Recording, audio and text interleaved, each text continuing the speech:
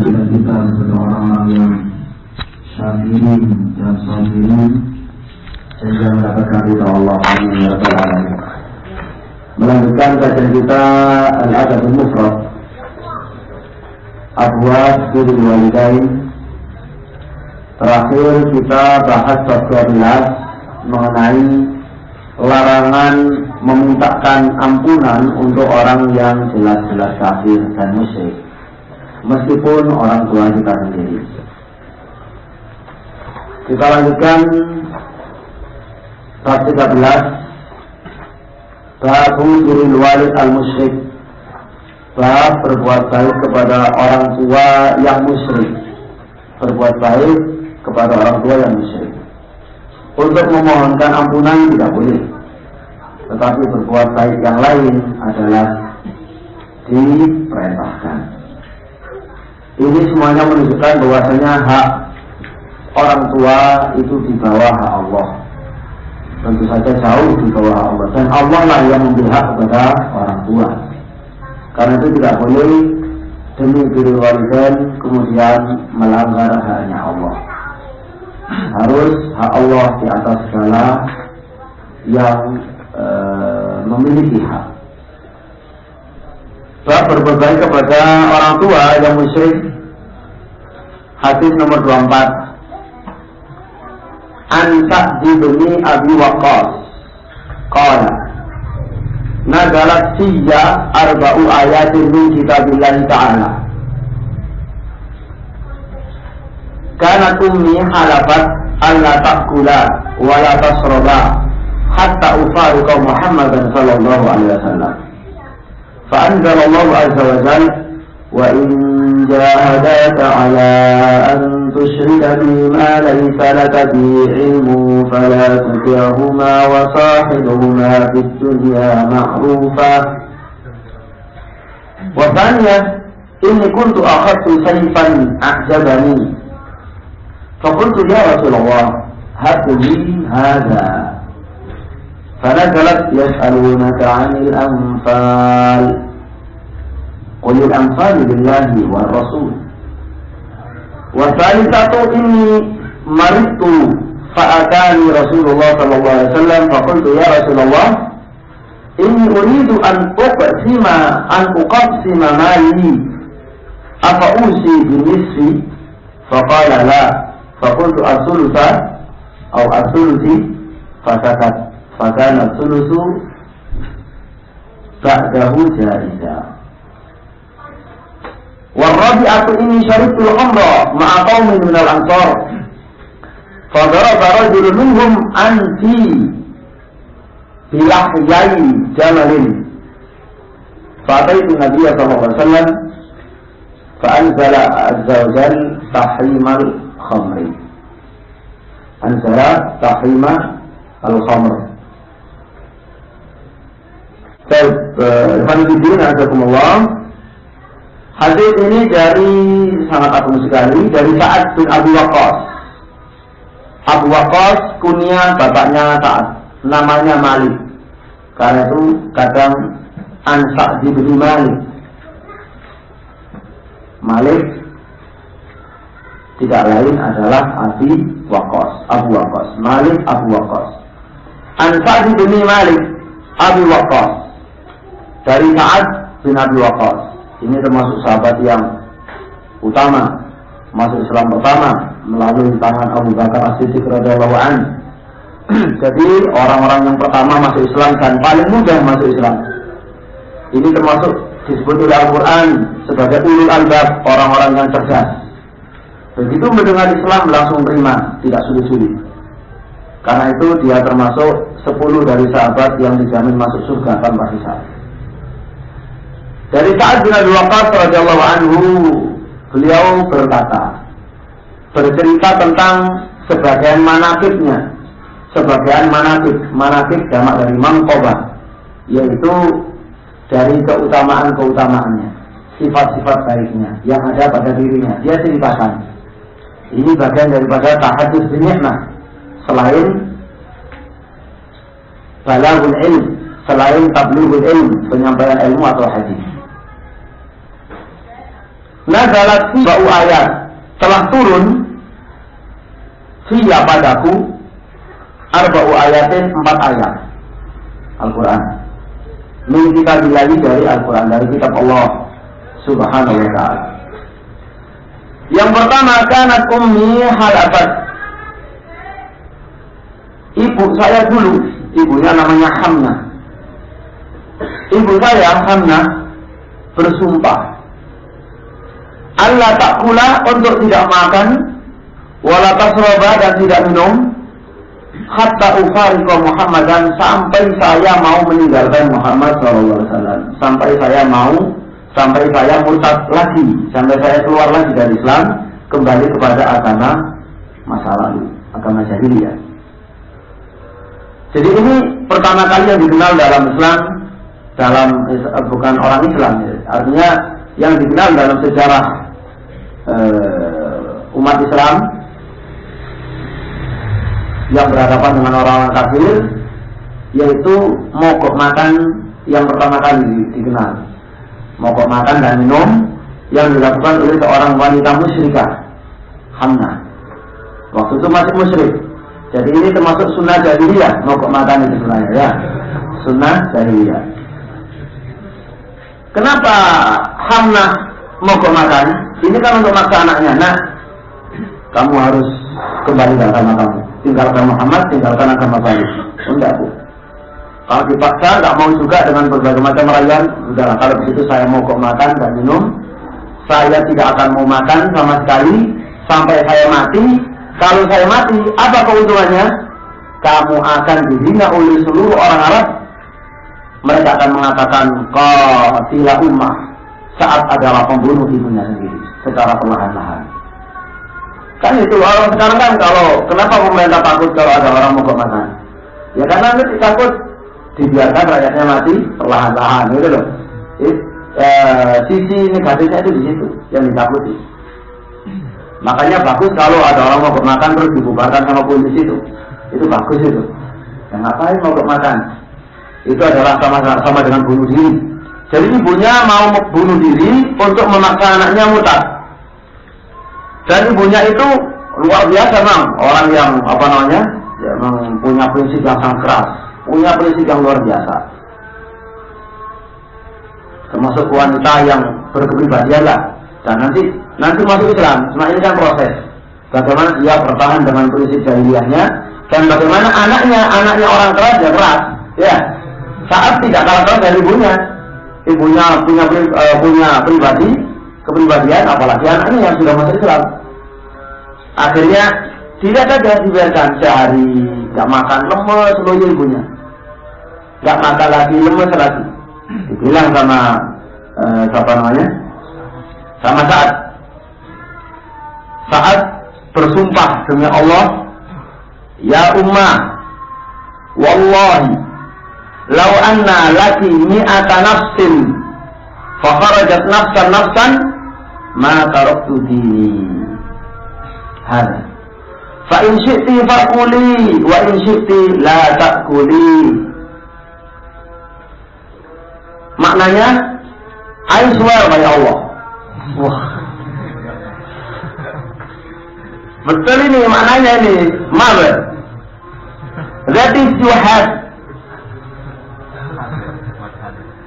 have got 100 souls or lives, and you are going lose them one by one.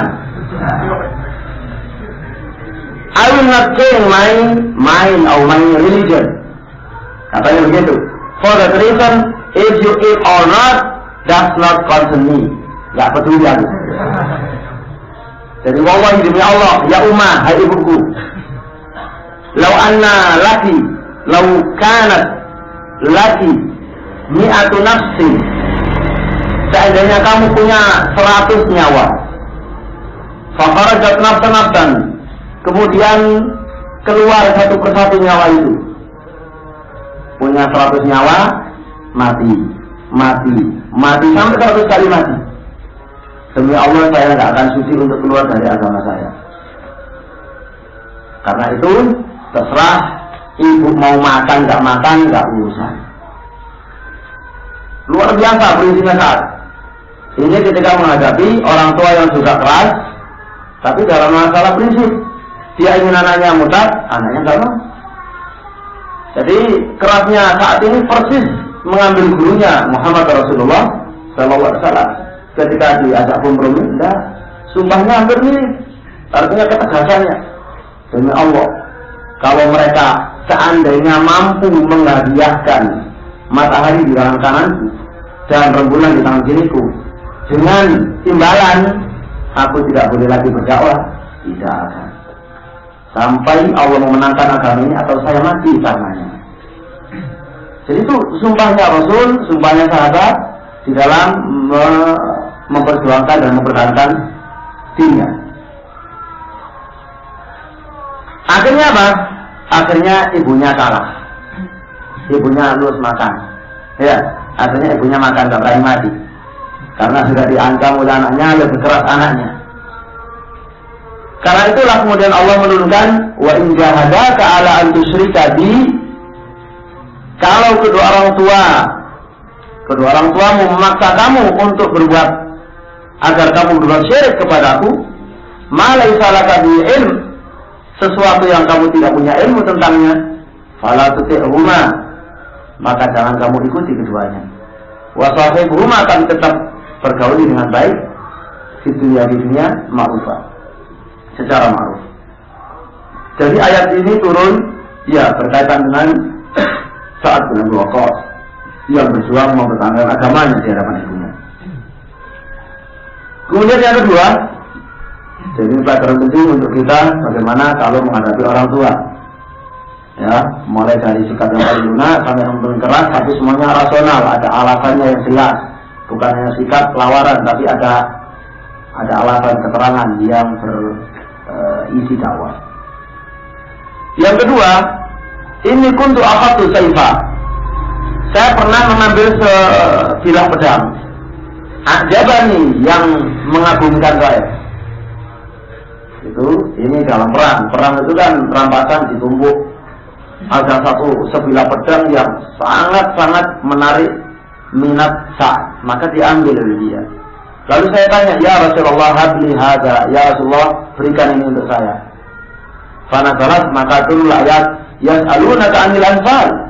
Mereka meminta kepada kamu tentang barang rampasan perang. Qul al-anfalu lillahi wa rasul, katakan barang rampasan perang itu haknya Allah dan haknya Rasul. Mulai diterangkan.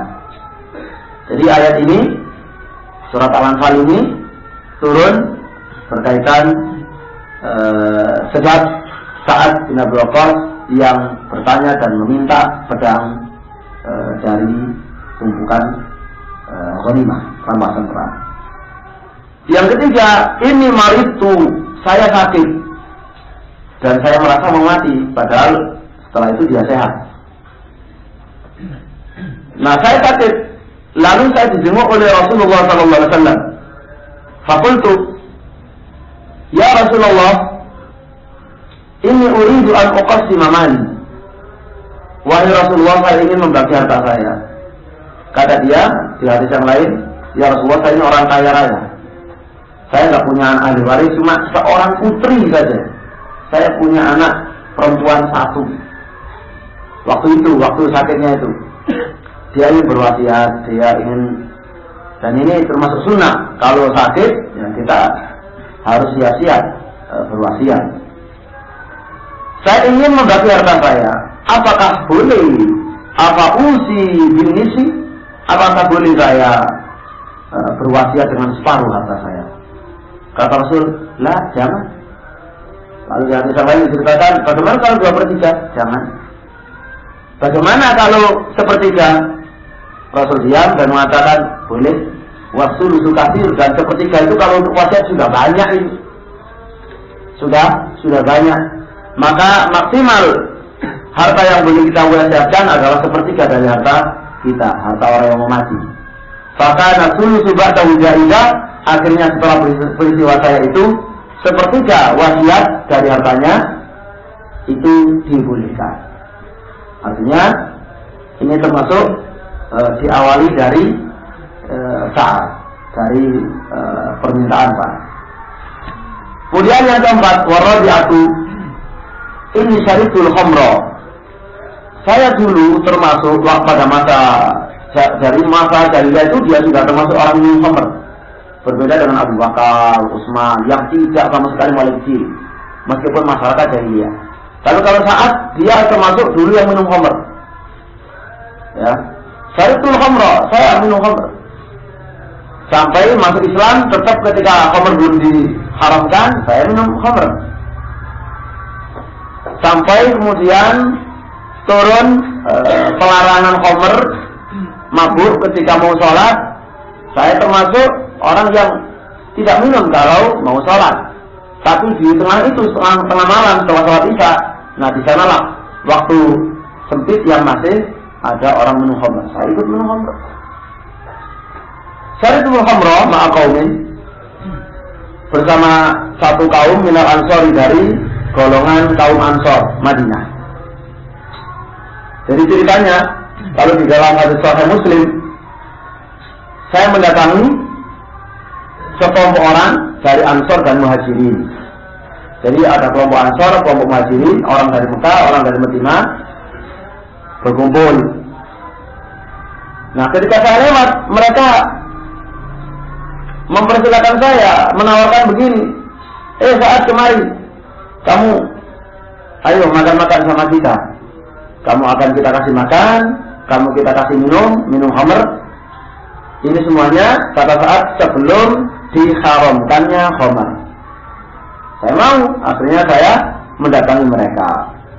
Tempat pestanya di kebun. Biasa kan orang Arab kalau pesta di kebun rumah, di apa, kalau malam. Karena kalau siang panas, sehingga selalu jagongannya itu malam. Nah ternyata di sana sudah dihidangkan di antara hidangannya itu adalah kepala onta yang sudah masak siap, yang sudah disate ya. Bukan disate ya, ditanggang. Nah, kepala disate ya. Jadi ditanggang, kepala sudah ditanggang. Kemudian juga di sana ada satu guci besar khamr. Akhirnya saya ikut makan. Saya makan, saya pun minum bersama mereka. Ternyata saya mabuk. Waktu itu disebutlah tentang Ansor itu begini, Muhajirin begini. Maka saya komentar, Muhajirin itu lebih baik dari Ansor. Jadi ada semacam asobiah gitu. Jadi ketika mereka pesta, terus ada mabuknya, disebut mulai nyebut Ansor itu begini, Muhajirin begini. Saya komentari, Muhajirin itu lebih afdal dari Ansor. Akhirnya nggak taunya ada seorang Ansor, ya, dia tiba-tiba ngambil rahangnya hidangan tadi itu, rahangnya unta, bukan rahang kita kecil berarti ya, rahang unta dicabut, fadoroba ansi, dipukul lagi hidung saya, nah, oleh orang Ansor itu. Jadi terjemahan di situ kemana Pak? Siapa? Fasuni mana Fasuni? Ada. Terjemahannya keliru. Itu sempat yang saya lihat ya, yang sempat saya lihat. Jadi fadaraba rajulun minhum, maka telah memukul seseorang dari mereka, dari kaum Ansor, ansi hidung saya, bilahyai jamalin, dengan 2 rahang onta. Itu diartikan apa? Diartikan tempat malah enggak karuan, ya. Jadi terjemahnya jauh. Jadi seorang dari mereka memukul hidung saya dengan 2 rahang onta, lahyai jamalin, sampai berdarah. Dalam Sahih Muslim diceritakan sampai luka hidung saya. Fa'ataitu Nabiya sallallahu alaihi wasallam, maka saya datang kepada Rasulullah sallallahu alaihi wasallam. Fa'anzala azza wa jalla, lalu saya ceritakan, maka Allah Subhanahu wa taala menurunkan tahrimal khamri, pengharaman khamr, yaitu dalam surat Al-Maidah ayat 90. Innamal khamru wal maisiru wal ansabu wal azlamu rijsun min amali syaitan fajtanibu. Dari situlah, dari peristiwa itu, maka diharamkan khamr itu.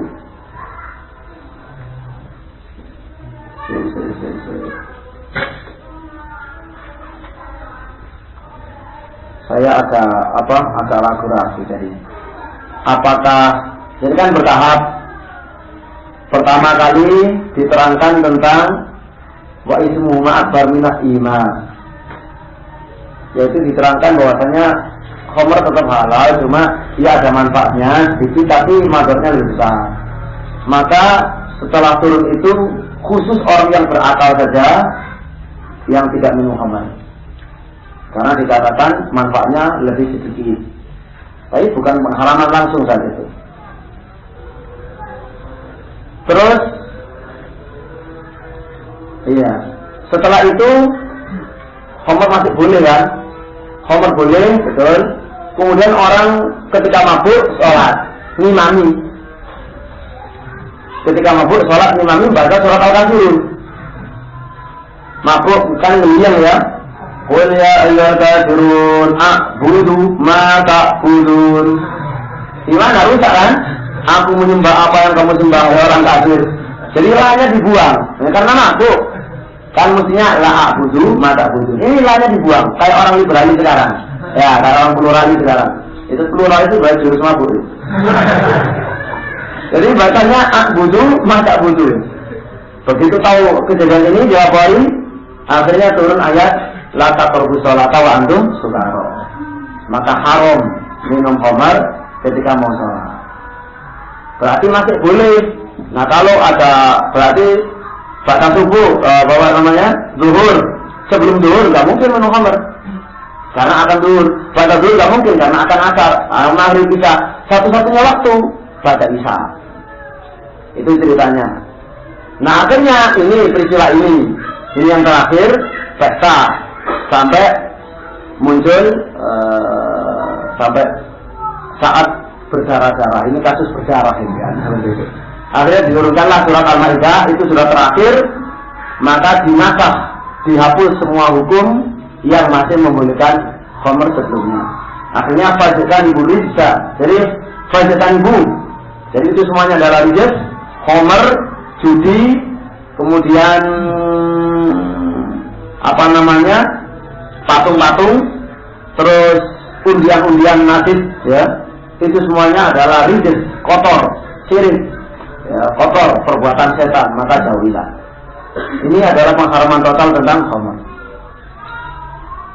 Terus, alhamdulillah, ya sebenarnya omongannya saat itu benar tadi. Muhajirin lebih afdal dari ansar itu kan benar. Minal muhajirin wa ansar, benar ya. Tapi karena ya orang dalam keadaan mabuk tadi itu sehingga terjadilah peristiwa itu.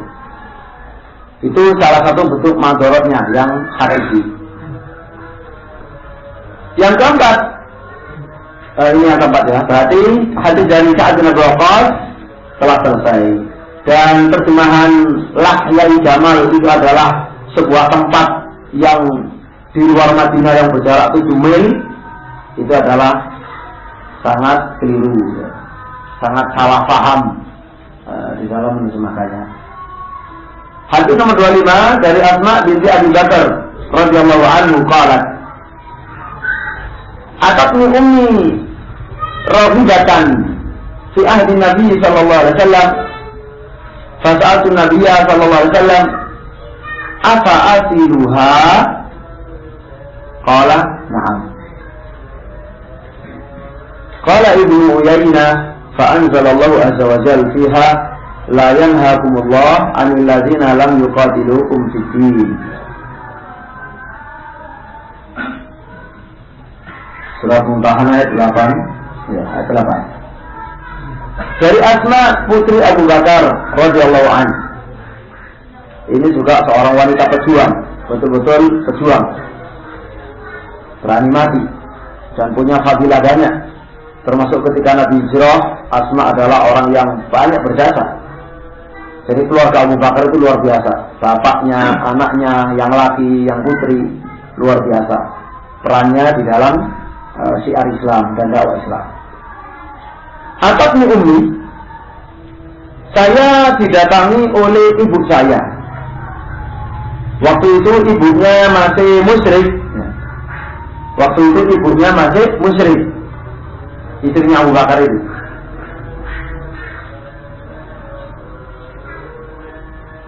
Rahibatan, dia datang dalam keadaan berminat, senang. Ya maksudnya berminat kepada saya, senang supaya saya tetap nyambung gitu maksudnya. Di ahdi Nabi sallallahu alaihi wasallam pada masa Rasulullah sallallahu alaihi wasallam. Akhirnya saya bertanya sama Nabi, apa asiluha? Apakah saya boleh untuk silaturahim menyambung tali darah dengan ibu saya itu? Saya muslimah, dia musyrikah. Kata Rasul, qala na'am, iya, na'am, betul. Boleh, silakan. Jadi ibunya musyrikah kan baik. Dia ingin dengan anaknya masih ada hubungan, saling ziarah, kunjung. Nah, Asma minta fatwa kepada Rasulullah, boleh tak? Boleh. Jadi ini adalah birrul walidain atau walid atau walidah, ibu, bapak, yang dalam keadaan musyrik. Kita boleh berlaku baik, bermuamalah baik, berkhidmat melayani dengan baik. Maka Allah menurunkan, kata Ibnu Yainah, Allah menurunkan surat Mumtahanah, la yanhakumullah, Allah tidak melarang kalian, anil ladina lam yuqatilukum, dari orang-orang kafir yang tidak memerangi kalian, fid dini, di dalam agama. Terusannya, walam yukhrijukum min diyarikum antabaruhum wa tuqsitu ilaihim. Jadi Allah tidak melarang kamu berbuat baik dan berbuat adil kepada orang kafir yang tidak memerangi agama kamu, tidak memerangimu karena agama, dan tidak mengusir kamu dari kampungmu. Silakan berbuat baik. Orang kafir baik, kita baiki. Orang kafir zalim, merusak, kita diberi hak untuk membalas kezalimannya, untuk membela diri, bahkan untuk memeranginya. Jadi ini syahid, saksi dari hadis ini adalah masalah silatul yaitu menyambung hubungan baik dengan ibu yang musyrikah, boleh, dan termasuk diizinkan oleh Allah Subhanahu wa taala, serta justru sudah diperintah tadi melalui surat Luqman ayat 15 tadi. Karena itu alhamdulillah, sebenarnya yang perlu kita ketahui, alasan bermusuhan dengan orang kafir itu bukan hanya kufur saja. Jadi kekufuran itu tidak membuat kita sah memusuhi. Membenci iya, memusuhi tidak. Baru kalau orang kafir itu kufur plus ada mengganggu. Nah, disitulah awal adanya jihad. Awal adanya jihad. Sampai terus berlanjut dengan jihad tolak, jihad mencari, jihad ekspansi itu. Sama yang dilakukan Rasulullah. Ya, dilakukan Rasulullah itu pun kufur plus diganggu. Ketika tidak punya kemampuan, nggak ada jihad, sabar saja. Nah, setelah mereka yang kafir mengganggu, kita punya kemampuan, baru Allah mengizinkan jihad. Jihad bertahan, dikembangkan menjadi jihad ekspansi, mencari musuh sampai kemanapun, sampai mereka kalah, masuk Islam atau mati. Jadi ceritanya seperti itu. Maka tidak boleh kita mengganggu orang kafir. Jadi sifatnya hanya kepada orang kafir yang zalim.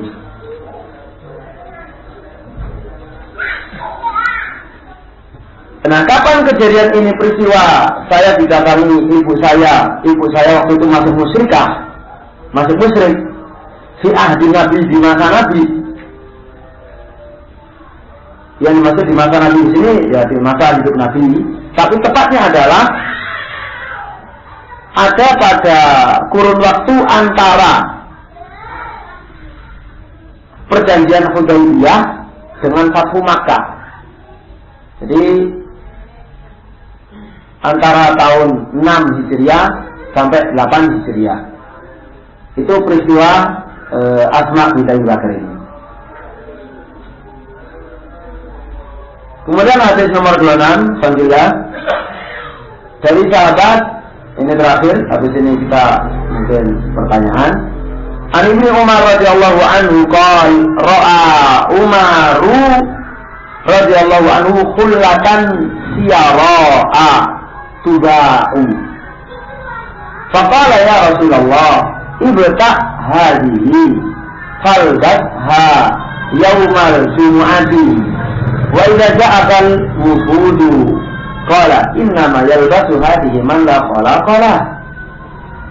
Fa'atan nabiyyu sallallahu alaihi wasallam minha bi khulalin fa arsala ila Umar bi khullatin faqal kaifa albasuha wa qad qulta fiha ma qulta qala inni lam utika harikal bisaha walakin tabi'uha aw taksuha fa arsala ila Umar ila akhillah min ahli Makkah qabla yuslima. Dari Abdullah putra Umar radhiyallahu anhuma, semoga Allah meridhai keduanya. Ibnu Umar, ibnu putra Umar, putranya sahabat, Umarnya ayahnya sahabat, maka harus radhiyallahu anhuma. Qala, kata Ibnu Umar, bapak saya itu Umar, ra'a khullatan siyara, melihat khullatan siyara. Khullatan siyara itu semacam pakaian, semacam selimut yang bercampur dengan sutra, dan di pinggirnya itu ada koncer-koncernya, suwir-suwir. Apa rendo? Ya, ada rendanya, tapi itu kalau rendahan dipasang. Kalau langsung itu masa renda juga kan enggak. Pernah lihat ya? Jadi kain langsung, terus ujungnya itu ya dibiarkan lepas gitu. Itu kan suwir-suwir nah. Dan di dalam bahasa Arab sama suyur. Subhanallah. Ini dulu mana nih Jawa mungkin yang belajar Arab. Suyur. Suwir-suwir. Itu di kitab Syarah Masail Jahiliyah itu ada itu. Ya bahasa Arabnya suyur, ya artikan bahasa Jawa bahasa suwir-suwir gitu.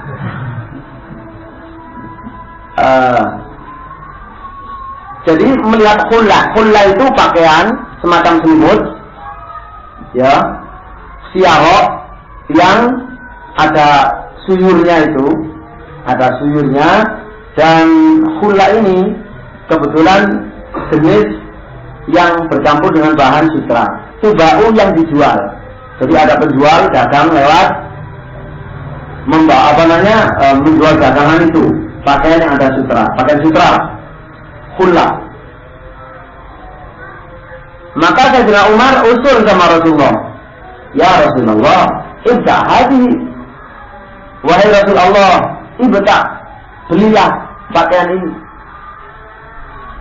Kenapa dia tidak membelikan? Mungkin nggak punya uang kali masa itu ya, sehingga dia nggak membelikan. Cuma ya Rasul, beli saja, bagus ini. Untuk apa? Falbasha, antum kenakan, ya, anda pakai yaumul Jum'ah pada hari Jumat. Wa idza ja'aka al-wufud, dan kalau datang para delegasi tamu-tamu dari luar negeri. Ya itu makruf seperti ini. Jadi termasuk sunnah Rasulullah. Hari raya itu ada pakaian khusus, Jumat ada pakaian khusus. Jadi pakaian Jumat khusus Jumat, dipilih yang terbaik yang dia punya. Tidak harus terbaru, terbaik yang dia punya. Sebenarnya itu bagus untuk kita biasakan. Khusus Jumat. Dan ketika datang tamu-tamu, ini juga bagian dari memuliakan tamu. Kan kamu juga senang, merasa kita hormati, artinya kita perhatian. Untuk menemui kamu saja kita juga pakainya bagus. Itu ya logis, ya islami, tidak masalah. Ya cuma kadang-kadang kalau tamunya ini kan wufud ya, wufud itu kan berarti tamu dari jauh, delegasi, apalagi mancanegara yang masih kafir, kan bagaimana nanti persepsinya tentang Islam kan juga di sini sangat mempengaruhi. Cuma ya saya minta maklumlah kalau murid-murid datang, teman-teman datang, apalagi datangnya ya tiba-tiba terus mesempretan nggak apa-apa lah kan, kalau dulu baru mulai. Jadi itu kalau wufud, kalau antum wufud nggak apa-apa. Utusan dari Brawijaya, ya nggak apa-apa lah. Tak pakai didik. Ya, itu usulnya Umar. Qala innama yalbasu hadhihi man la khalaqa. Kata Rasulullah, sesungguhnya yang memakai pakaian ini adalah orang yang tidak punya bagian di akhirat. Yang memakai pakaian ini itu orang yang la khalaqa lahu, yang tidak punya nasib di akhirat. Nasib itu bahasa Arab, artinya bagian. Nasib baik, nasib buruk. Nasib itu bagian, berarti bagian baik, bagian buruk. La khalaqa lahu, orang yang tidak punya bagian di akhirat. Maksudnya bagian baik, artinya masih masuk neraka gitu. Ini orang nggak punya bagian nikmat di surga yang pakai ini. Jadi siapa yang pakai sutra, berarti haram. Sutra untuk laki-laki haram. Rasulullah mengatakan la khalaqa lahu itu besar. Meskipun tidak ada di ayat tentang sutra, tapi di hadis ada haram, sama dengan haramnya Quran. Tidak boleh menolak hadis hanya dengan alasan Quran tidak ada. Lah apa gunanya Rasul? Rasul adalah memperjelas, mempertajam, memperinci apa yang masih global di Quran. Quran sudah memberi izin, wa ma atakum rasul fakhudhu wa ma nahakum anhu fantahu. Apa saja yang dilarang Muhammad itu kita ambil, termasuk larangan ini. Maka orang mengatakan kaidah kalau ada larangan di sunnah tidak ada di Quran, tidak boleh dipakai. Ini adalah kaidah yang salah, keliru. Termasuk kaidah yang keliru dari jauh dari kebenaran. Apa yang punya kaidah larangan di sunnah hanya sekedar makruh, ini juga keliru. Yang benar larangan Allah dan Rasul sama-sama haram ya haram. Fa'atan Nabi sallallahu alaihi wasallam minha, maka Nabi memberi minha dari khullah itu. Ternyata setelah berpisah kelihatannya Nabi betul-betul gini. Tapi kebaikan Rasul masya Allah luar biasa. Jadi bukan Nabi yang dibelikan oleh Umar, kini Nabi yang membelikan untuk Umar. Nabi membeli minha dari pakaian itu ikhulalin dengan khullah, dengan khullah itu jamak dari khullah, dengan pakaian-pakaian yang tadi yang ada sutranya. Ya tidak semua khullah itu ada sutranya ya. Dalam bahasa Arab khullah itu ya pakaian, kadang pakaian yang ada setelan, ada bagian atas, bagian bawah, itu juga khullah. Dan Nabi pernah punya khullatul hamra. Itu pakaian yang agak setelan itu yang warnanya merah, tapi merah bergaris hitam. Jadi khullah. Cuma yang di sini khullah siaro, khullah yang ada sutranya. Nabi datang membawa kepada membeli di khullalin dengan beberapa potong khullah. Fa'arsala ila Umar. Kemudian Nabi mengirim ke Umar cuma dikulatin dengan satu potong. Ya yang lain dibeli ya, untuk Nabi, yang satu potong untuk Umar. Dikirimkan. Faqala setelah menerima, Umar bilang sama Nabi, "Kaifa albasuha?" Bagaimana saya memakainya wahai Rasul? Wa qad qulta fiha ma qulta. Sementara engkau telah mengatakan tentang khullah ini apa yang sudah engkau katakan. Yaitu nggak akan ada bagian di akhirat, artinya masuk neraka. Loh kok engkau memberi saya ini? Ya kurang nalar juga Umar. Secerdik Umar, ya masih cerdikan Rasulullah SAW. Kata Rasulullah, Umar, inilah mutika halikan bisa. Aku memberinya ini untuk kamu itu bukan untuk kamu pakai sendiri. Gitu loh. Apa? Walaupun tak jual, mungkin kamu perlu uang, kamu jual lagi. Tak jual atau kamu pakaikan kepada istri kamu atau siapa, kan begitu. Jadi ketika aku berikan ini kepada kamu tidak tahu ini haram, bukan untuk kamu. Kamu jual, terserah hadiah untuk kamu. Atau kamu tak suruh kamu berikan kepada orang agar dipakai. Agar dipakai. Fa'arsalah dia Umar, oh gitu tak? Akhirnya apa yang dilakukan Umar? Fa'arsalah dia Umar, maka Umar mengutus kain itu, mengirimkan kain itu ila akhin lahu kepada saudaranya min ahli Makkah yang ada di Mekah. Qabla yuslim, sebelum dia masuk Islam. Berarti temannya yang musyrik itu diberikan kepada temannya yang musyrik. Bukan temannya, saudaranya. Saya tidak tahu apa saudara sekandung atau hanya saudara. Ya, yang jelas kelihatannya saudara sekandung. Karena kalau orang musyrik bukan ukhuwah sehingga tidak disebut akh. Paling disebut sodid atau sohib kan itu. Nah ini akh, berarti saudaranya yang musyrik. Apa kaitannya ini dengan bab? Dengan bab birrul walid al-musyrik. Kaitannya adalah kalau hadis Ibnu Umar ini memberikan izin syariat kebolehan birrul akh, berbuat baik pada saudara yang masih musyrik, apalagi pada orang tua. Gitu kan? Nah kepada saudara aja kita berbuat baik, apalagi kepada orang tua yang haknya berlipat-lipat di atasnya saudara. Itu kaitannya dengan bab ini.